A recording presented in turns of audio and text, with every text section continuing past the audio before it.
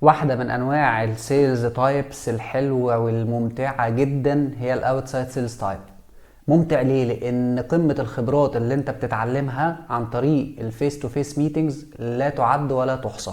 والفيس تو فيس ميتنج هو واحد من اهم الانواع المحببة واكتر الانواع المحببة في البي تو بي سيلز، لان انت بتروح للشركه تشوف الانفايرمنت بتاعت الشركه، تبدا تشوف الحاجات اللي موجوده جوه الشركه وانت تقدر تقدم لها حلول ولا لا، وتبدا تشوف طبيعه الكونتاكت بيرسون دي، طبيعه شخصيته، هتقدر تتعامل معاه بشكل عامل ازاي. لو انت عندك برزنتيشن قويه جدا لسولوشن حلو جدا عايز تقدمه للعميل، لازم تعمل فيس تو فيس ميتنج، ما تعتمدش على الانسايد كولز. تحركك وان انت تروح تقابل العميل ده هيخلي المدة الزمنية اللي انت مستني تعمل فيها كلوزنج تقل. الفيس تو فيس ميتنج هي اسهل وسيلة لقيامك بعملية الكلوزنج للديل.